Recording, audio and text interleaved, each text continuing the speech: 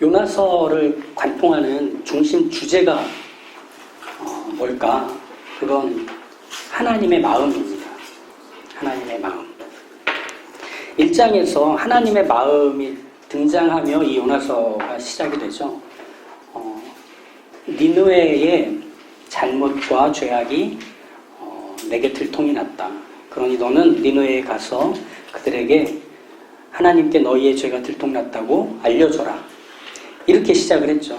즉 요나를 보내는 하나님의 마음은 니느웨에게 용서하시려는 하나님의 의도였던 겁니다. 하지만 요나는 도망쳤고 하나님은 요나의 고집과 도망에도 불구하고 기어이 요나를 배에서 끌어내려서 큰 물고기에 탑승을 시키십니다. 이게 오늘 17절에 나오는 장면이죠. 그 사이에 어떤 내용들이 있었는지 우리가 지난 시간에 함께 봤죠. 배에 탔던 사람들이 요나와 함께 살기 위해서 육지로 힘껏 노를 저었습니다. 그런데 큰 폭풍을 이길 만한 사람의 힘이라는 건 없죠. 그래서 결국은 요나를 바다에 던지게 되죠. 그러자 즉시 바다가 잠잠해집니다. 이것을 보고 배에 탄 사람들은 이 초자연적인 현상이 결국 하나님이 만드신 거였고, 그래서 하나님이 뜻을 이루시자 자기들이 안전하게 됐다며 살아계신 하나님을 확인한 사람다운 두려움으로 하나님께 제물을 드리고 기도를 했다. 이렇게 나오고 1장의 마무리가 되죠. 요나는 이방인인 니느웨 사람들에게 하나님을 알려주지 않기 위해서 도망을 쳤는데, 요나가 있는 그 자리에는 하나님의 마음도 함께 따라왔었나 봅니다. 그래서 하나님을 모르는 배에 탄 이방인들도 하나님이 누군지 알게 되는 거죠. 이처럼 하나님의 마음은 무엇에도 영향을 받아 바뀌거나 작아지지 않습니다. 오히려 하나님의 마음은 그럴수록 강력해집니다. 구원은 그런 점에서 하나님의 마음의 결과라고 할 수 있습니다. 이런 거죠.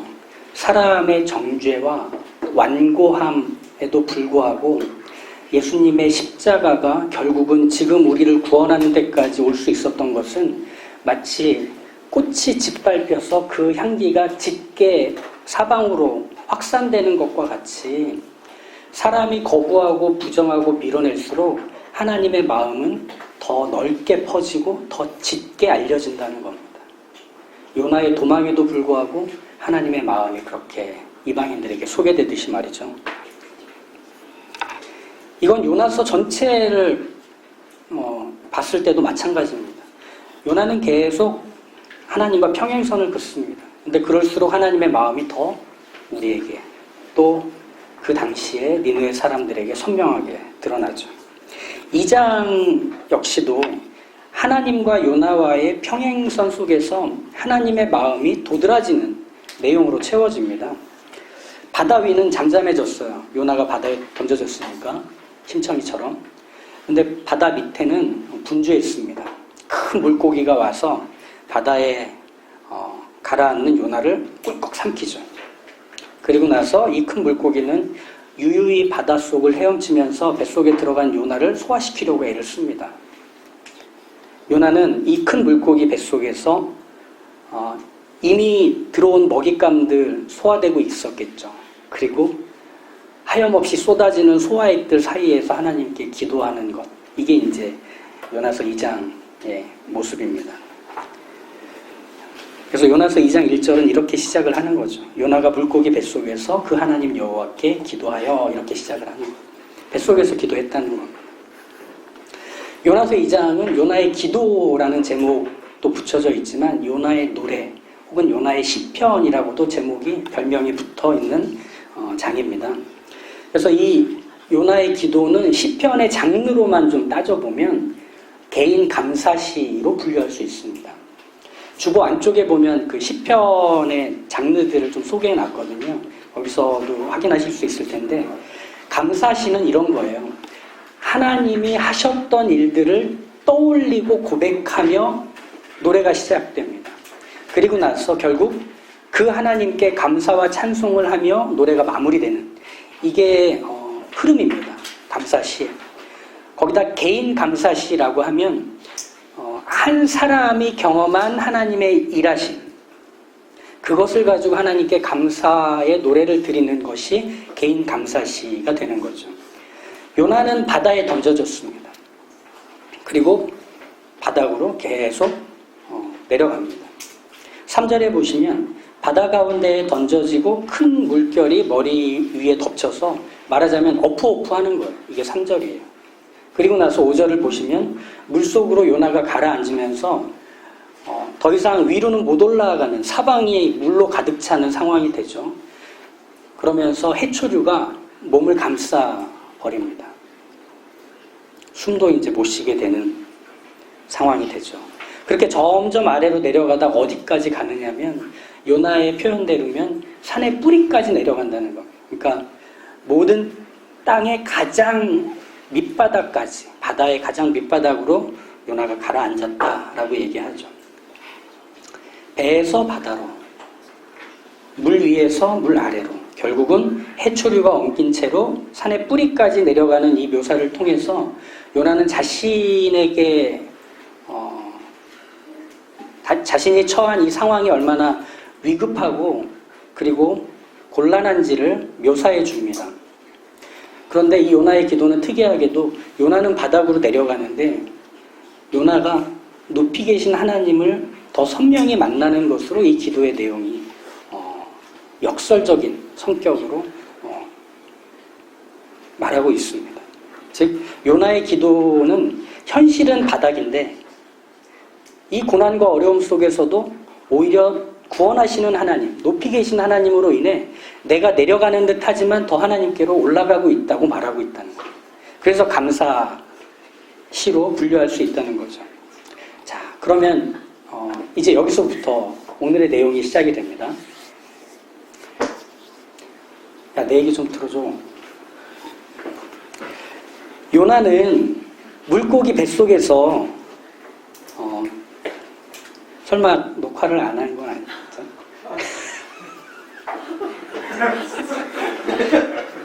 네. 얼마나 설교에 빠져들었어요.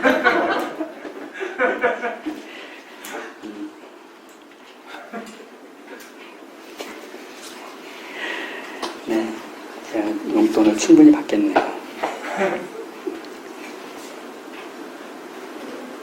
네. 천천히 하세요.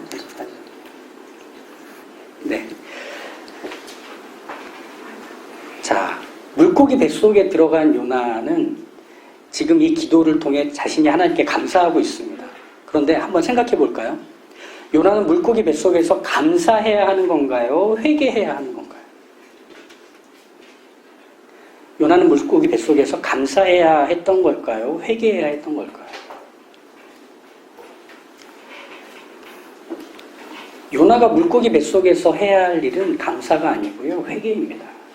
왜냐하면 요나가 바다에 던져진 이유는 폭풍을 만나 배가 두동강 날 상황이라서가 아니라 요나가 일어나 도망쳤기 때문입니다. 그래서 바다에 던져진 겁니다. 물고기 뱃속에 들어간 겁니다. 즉 요나에게 벌어진 이 모든 일들은 요나가 하나님께 니느웨의 죄를 용서하시겠다는 의도가 확인되자 도망치고 나서 벌어진 일이 되는 겁니다. 네, 그냥 녹음할게요. 네, 괜찮습니다. 당황하지 마세요. 뭐, 주님 다시 오신 것도 아닌데. 네, 괜찮아요. 자, 다시 한번. 요나가 바다에 던져져서 물고기 뱃속에 들어간 이유는 풍랑이 가득해서 죽을 상황이 됐기 때문에 던져진 게 아니고요. 그가 하나님의 명령을 불순종해서 도망쳤기 때문에 물고기 뱃속에 들어간 겁니다. 그렇다면 요나가 물고기 뱃속에 들어가서 해야 되는 일은 자기의 불순종에 대한 회개에 붙어야 합니다. 자기가 하나님의 명령을 어기고 도망쳤고 이스라엘의 하나님은 이래야 한다면서 고집을 꺾지 않은 것에 대한 회개가 뱃속에서부터 시작되어야 하는 겁니다. 그러니까 순서로 따지면 감사는 나중에 붙어야 하는 거지, 회개 없이 이루어지는 감사라는 것에서 이 요나의 기도는 우리에게 의구심을 갖게 해야 합니다. 요나니까 맞겠지 뭐.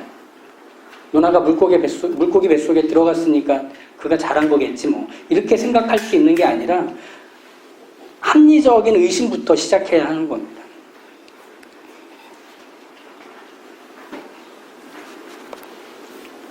즉, 이 요나가 물고기 뱃속에 들어간 거는 그가 저지른 죄에 대한 하나님의 벌이었다는 겁니다.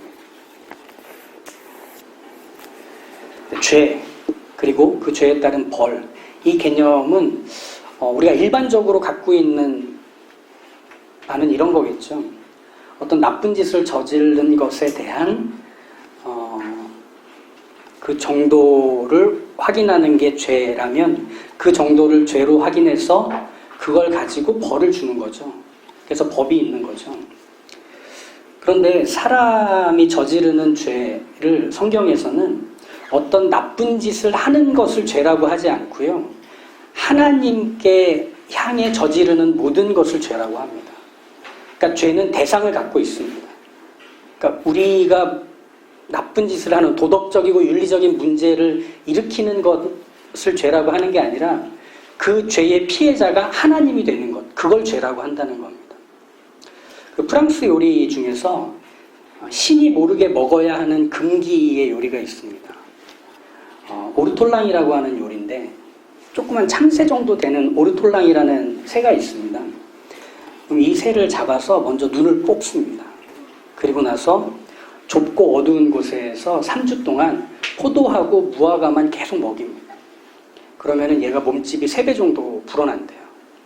그러면은 사과로 만든 술에 산채로 담근다는 거죠. 그럼 이 오르톨랑이라는 새가 익사하면 그 익사한 새를 오븐에다가 넣어서 5시간 동안 잘 구워가지고 내놓는답니다.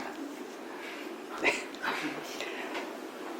그러면 이 요리를 먹을 때 그 과정이 너무 잔인하잖아요. 그래서 이 요리를 먹을 때는 머리에 수건을 뒤집어 쓰고 불을 어둡게 한 후에 요리를 먹는다고 합니다. 그래서 오르톨랑은 신이 모르게 몰래 먹는 요리라는 별명이 붙어 있습니다. 머리에 수건을 쓰고서라도 먹어야겠다. 이런 모습은 작은 새에게 몹쓸 짓을 했다는 죄책감 때문이 아니라 이런 거예요. 이 욕망을 채우려는 간절함이 누굴 피해야 이루어지는 것인지 알아서 수건을 쓰는 겁니다. 누굴까요? 하나님인 거예요. 즉, 죄라는 거는 어떤 것이냐면 내 삶에서 하나님을 밀어내는 모든 시도입니다. 왜일까요? 내가 하고 싶은 것, 내가 원하는 것을 불편함 없이 마음껏 하고 싶어서 하나님을 내 삶에서 밀어내는 것, 무시하는 것, 이게 죄인 겁니다. 즉, 나쁜 짓을 하는 것만 죄라고 말할 수 있는 것이 아니라 나쁜 짓을 내 마음껏 하고 싶어서 하나님을 내 삶에서 밀어내고 무시하는 것을 성경에서는 죄라고 한다는 겁니다.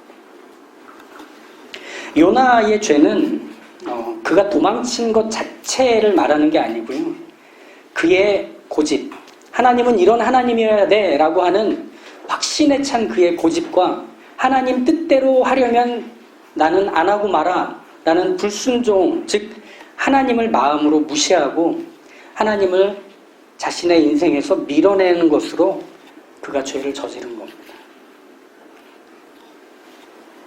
그렇기 때문에 바다에 던져지고 물고기 뱃속에 들어간 요나의 이 죄는 그 자체가 벌이 되는 거죠. 근데 한번 생각을 해봐야 하는 게 이것입니다. 물고기 뱃속에 들어간 게 정말 하나님의 심판이고 하나님 그 죄에 내리신 벌의 전부일까요?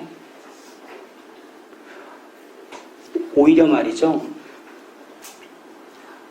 하나님이 정말 그를 심판하신다면 요나가 그렇게 살도록 내버려 두시면 그게 진짜 심판이 됩니다.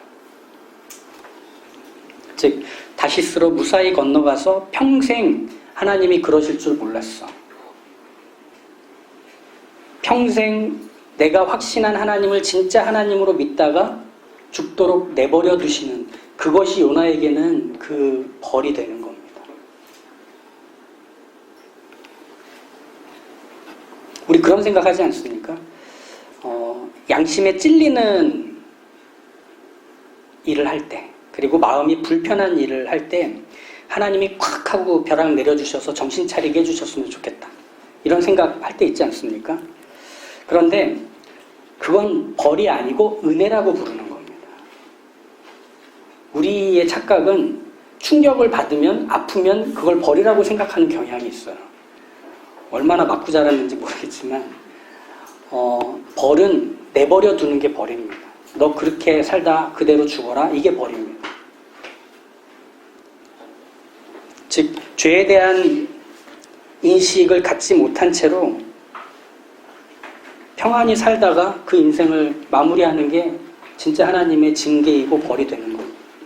요나가 바다에 던져진 건 사실은 그 죄로 인한 결과처럼 보였지만 그건 요나의 인생에서 콱 박혀버린 벌이 될 수는 없었습니다. 왜냐하면 하나님이 그를 돌이키게 하시려고 그 인생 안으로 찾아 들어오셨기 때문에.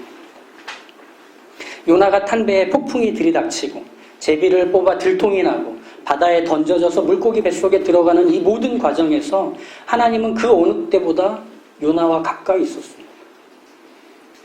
이게 하나님이 하신 일이라는 걸 요나도 부정할 수가 없는 겁니다.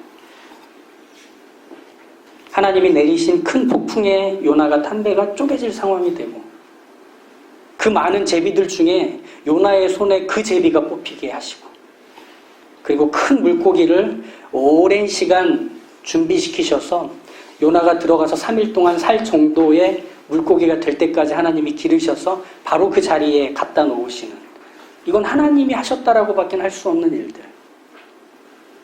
즉 요나는 자기가 겪는 이 일들 속에서 왜 나에게 이런 일들이 일어날까라는 것을 넘어서서 하나님이 깊이 개입하셔서 내 인생을 가만두지 않으시는구나까지 가야 한다는 겁니다.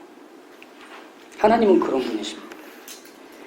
자기 삶에서 어떤 이유로 하나님을 밀어내려고 하면 하나님은 야 섭섭하다. 어떻게 너 나한테 그럴 수 있니? 하며 눈물 훔치며 떠나시는 분이 아닙니다. 오히려 하나님은 요나가 하나님으로부터 가장 멀어지려 할 때 거기까지 따라오시는 분입니다. 기어이 그를 돌이키게 만드시는 분입니다. 그래서 그 요나를 하나님이 원하시는 요나로 바꿔내시려는 하나님이십니다.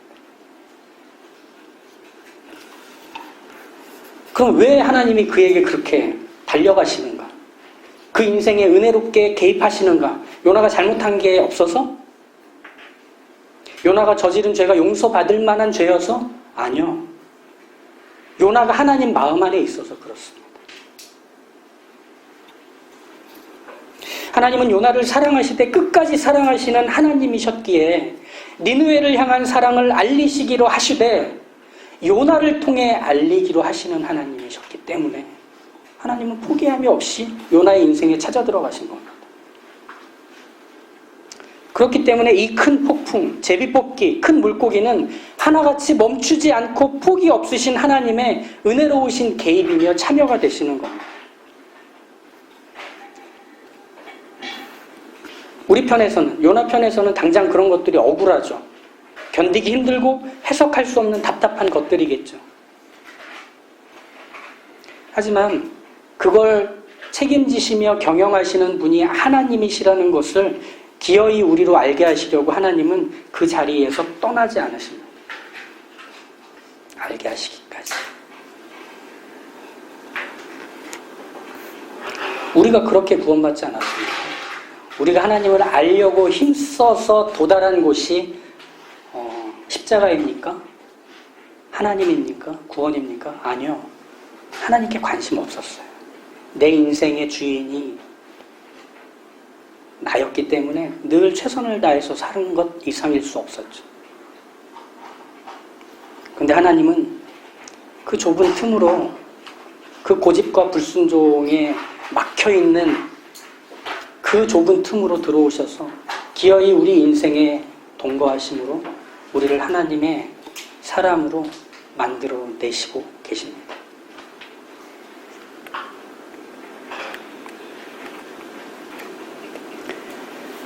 그런 면에서 회개라는 것은 이렇게 정의하면 좋을 것 같아요. 회개는 나를 그렇게까지 대하시는 하나님을 모른 척하고 무시한 것에 대한 돌아섬입니다. 하나님에 대한 인정이죠. 그러니까 우리가 보통 회개라고 하면 잘못한 것을 하나님 앞에서 다 토해내는 것으로 생각합니다. 근데 토해내는 것으로 끝나는 게 회개가 아닙니다. 정말 우리가 하는 회개는 하나님이 어떤 하나님이신가를 인정하고 그 하나님께로 돌아서는 것이 회개가 됩니다. 그러니 죄에서 돌아설 수 있는 겁니다. 그러니 습관적으로 포기하지 못하는 나의 즐거움과 욕망으로부터도 끊어내고 반복하지 않는 겁니다. 그게 회개인 거죠. 한국교회는 또 우리가 받은 당시 시대에서의 회개에 대한 이해는 이벤트성이 상당히 강했습니다. 그러니까 내 못난 모습에 한탄할 때, 나의 잘못과 실수를 견디지 못할 때, 내 자신이 안쓰러워서 욱할 때, 그때 하나님을 찾는. 그래서 하나님 앞에서 하나님 내가 교만했습니다. 내가 이기적이었습니다. 내가 잘못했습니다. 하며 눈물을 쏟을 때 우리는 그걸 회개라고 생각했습니다. 그래서 집회에 참석하고 수련회 갔다 오면 다들 뒤에 원반 하나씩 가지고 돌아오는 거예요. 뭔가 특별한 사람이 된 것 같이 생각을 했던 거죠. 아니요. 회개는 우리가 해서 도달하는 자리가 아니라 하나님이 오신 걸 인정하는 자리가 회개입니다. 거기서부터 우리는 죄에 대한 포기가 이루어지고 하나님의 사람으로 살고자 원하는 소원이 생기는 겁니다. 즉 회개의 시작은 하나님으로부터. 그런데 이 요나가 물고기 뱃속에 들어가서 시작하는 기도의 내용을 한번 보실까요? 하나님으로부터 시작을 하는지 이렇게 말합니다. 2절을 보시죠. 내가 받는 고난으로 말미암아 여호와께 불러 아뢰었더니 주께서 내게 대답하셨고 내가 스올의 뱃속에서 부르짖었더니 주께서 내 음성을 들으셨나이다. 이렇게 말해요. 즉 이게 회개라고 말할 수 있을까요? 오히려 요나는 이렇게 얘기하는 거예요. 많은 어려움과 곤란과 심지어는 거의 죽을 지경에 가까웠던 이 자리에서 나는 하나님을 부르짖었습니다. 난 하나님을 찾았습니다. 이렇게 얘기한다는 겁니다. 무슨 뜻일까요? 고난과 어려움을 뚫고 가서 하나님을 발견했다고 말하는 겁니다. 이건 회개라고 말할 수 없습니다. 요나의 기도는 계속 그렇게 이어집니다. 자기가 물고기 뱃속으로 들어가기까지 쭉쭉쭉 산의 뿌리까지 내려가는 이 모든 과정에서 자기는 끊임없이 높으신 하나님, 구원하시는 하나님, 그리고 이런 상황들을 마련하셨지만 그럼에도 경배할 하나님을 찾고 구한다고 말합니다. 그러니 여기 어디에서 요나 자신을 빼고 하나님만 드러나는 회개가 있느냐는 거. 오히려 요나가 빠지면 안 되는 기도가 있는 겁니다. 즉 요나는 이렇게 말한다고 보여져요. 이 기도를 통해 내가 어떤 사람인지를 증명하는 것. 그래서 6절과 7절이 절정이 되는 거죠. 내가 산의 뿌리까지 내려갔사오며 땅이 그 빗장으로 나를 오래도록 막았사오나 나의 하나님 여호와여 주께서 내 생명을 구덩이에서 건지셨나이다. 내 영혼이 내 속에서 피곤할 때 내가 여호와를 생각하였더니 내 기도가 주께 이르렀사오며 주의 성전에 미쳤나이다. 한마디로 뭐죠? 내가 했다는 것. 내가 이렇게까지 하니 하나님이 이렇게 해주셨다라는 기도인 겁니다. 요나의 기도가 개인 감사시라는 특징을 갖는 이유가 바로 이겁니다. 나를 중심으로 이 상황을 해석하고 하나님을 해석하고 있는 겁니다. 그래서 하나님을 찾아가서 뭐라고 하느냐면 하나님, 이 고난과 이 어려움과 내가 처한 이 환난들을 어떻게 잘 이겨내나 보셨죠? 하나님이 나를 테스트하셨죠? 내가 하나님께 그 테스트를 통과한 자로서 이렇게 말하고 있습니다. 이게 기도인 겁니다.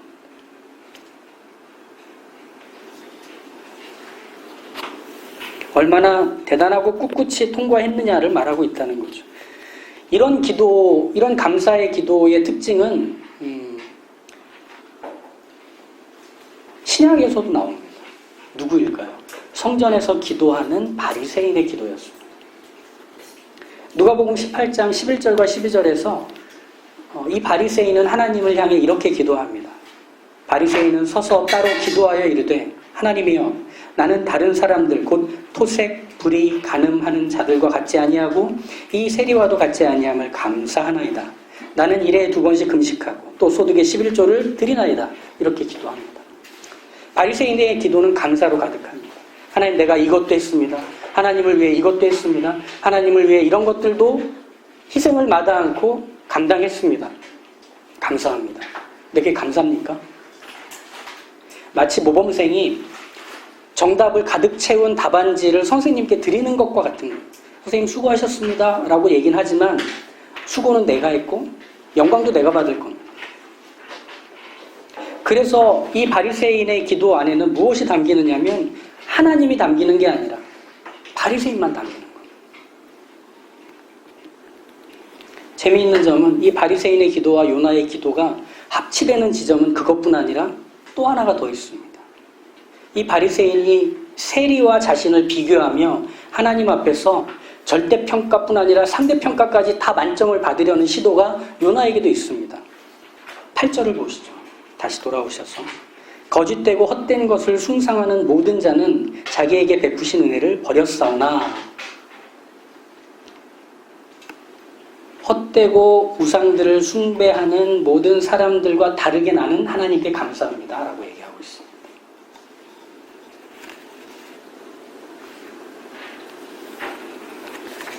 하나님이 찾아오셨고 불순종하며 고집만 부리는 그 요나를 어떻게든 하나님 마음 안에서 만들어 놓은 그리고 뜻하신 그 요나로 이루시기까지 하나님은 포기함 없이 그 요나 안에 계십니다. 요나와 함께 계십니다. 근데 요나는 그 하나님에 대해서 또 다른 방식으로 무시하는 겁니다. 하나님, 이런 고난을 당한 사람들은 이렇게 해야 A뿔이 되겠죠. 제가 A 플러스 맞겠습니다. 그러니 저는 물고기 뱃속에서도 이렇게 기도하는 사람입니다. 를 보이는 것. 요나서의 중심을 관통하는 게 하나님의 마음이라고 얘기했죠. 요나를 향한 하나님의 마음은 요나의 죄를 그대로 두시지 않고 요나를 돌이키게 하십니다. 그리고 다시금 요나에게 맡긴 소명을 요나를 통해 이루십니다. 그런데 요나는 그런 하나님의 마음이 아닌 자신에게만 집중하고 있어요. 하나님의 마음을 읽지도 않고 느끼지도 않습니다. 그리고 요나서가 끝날 때까지 하나님의 마음에서 가장 먼 사람으로 요나는 여전히 남습니다. 그런 점에서 왜 요나서가 열린 결말로 끝나는지가 이해가 됩니다. 왜냐하면 요나가 끝까지 하나님의 마음을 모른 채로 있게 될까? 라며 요나서를 끝낸 겁니다. 그럴까요? 아니에요. 왜냐하면 9절에 나오는 요나의 말처럼 구원은 하나님께 속한 것이기 때문입니다. 내 인생에서 하나님을 밀어내고 하나님의 마음에서 멀어지려고 할 때 하나님은 가만 계시지 않는다 했습니다. 하나님은 미세한 음성으로도 말씀하시지만 큰 바람을 내시고 물고기에 던져주시기도 하십니다. 왜일까요? 하나님은 절대로 구원한 자를 포기하지 않으시는 하나님이시기 때문에 그렇습니다. 저희가 지난 시간에 설교를 끝내면서 마치 아침 드라마 같이 다음 이 시간에 하며 끝냈죠. 하나님의 사랑을 얘기할 때 하나님의 공의, 하나님의 정의도 말해야 할 텐데 왜 사랑만 얘기해서 물렁물렁한 하나님으로 소개하느냐. 오늘 우리가 함께 쭉 읽어온 내용들에서 보면 하나님의 정의는 하나님의 사랑과 구분되지 않습니다. 하나님이 오셔서 그 죄를 심판하시고 그 죄에서 그 죄인을 뜯어내십니다. 이게 하나님의 사랑입니다. 방식은 정의를 이루는 것이지만 그 안에 담겨있는 의지는 사랑인 겁니다. 그래서 무엇을 이루십니까? 그 존재를 구원하신 결과를 끝까지 이어가시는 하나님이 되시는 겁니다. 구원은 하나님께 속한 것이기에. 그래서 구원한 자를 포기하지 않으심으로 그를 통하여 영광을 받기로 하시는 겁니다. 이게 하나님의 명예입니다. 하나님의 자랑입니다. 각 나라와 족속과 백성과 방언에서 능히 셀 수 없는 큰 무리들이 흰 옷을 입고 모여서 종려나무 가지를 흔들며 그 영원의 자리, 그 영광의 자리에서 뭐라고 하나님을 노래할까요? 이렇게 말합니다. 구원하심이 보좌에 앉으신 우리 하나님과 그의 어린 양께 있도다. 하나님이 구원한 자들을 끝까지 구원해내셔서 그 영원의 자리에 두셨기 때문에 그들이 하나님을 노래할 수 있는 겁니다. 우리는 우리 자신을 보며 실망합니다. 우리 자신을 보며 나름 괜찮다고 여기기도 합니다. 이 정도면 됐지 교회도 잘 나가고 이 정도면 문제 안 일으키고 나름 괜찮지 사람들도 나를 좋게 평가해주고 나도 최선을 다해서 살고 있고. 하지만 우리도 모르게 은밀하고 숨겨진 죄를 하나님 앞에서 여전히 포기하지 못한 채로 저지르며 살고 있을 수 있습니다. 그래서 내가 잘하는 것들로 내 죄를 감추는 거예요. 그리고 끊임없이 하나님을 내 삶에서 밀어내고 내 마음의 보좌에 내가 앉아서 왕노릇 주인 노릇을 하고 내 소유와 내 재능과 내 경험과 그리고 내 계획과 생각들을 내가 원하는 것을 이루어내지 않으면 견딜 수 없는데 그걸 아닌 척하면서 살고 있는 거죠. 그게 바로 하나님을 밀어내는 것이며 그게 죄입니다. 그런데 그것을 하나님은 어떻게 다루시는가? 찾아오셔서 씨름하는 걸로 다루십니다. 너 그거 아니다. 내가 너의 하나님 된다는 걸 경험하게 해주마. 내가 네 인생을 구원한 하나님이라는 것을 책임지고 너를 돌이키고 변화시켜주마. 하나님 저 그거 잘하는데요. 아니. 네 안에 나를 채워 넣어서 내가 원하는 너를 만들 거다. 그게 너를 창조한 내 뜻과 작정이다. 이렇게 얘기하신다는 거예요. 그러니 나 자신에 실망한 분들은 이 하나님의 열심 앞에서 기뻐하십시오. 그리고 내 자신에게 만족하며 정말 아무렇지도 않은 무뎌진 마음이 있다면 다시 한번 하나님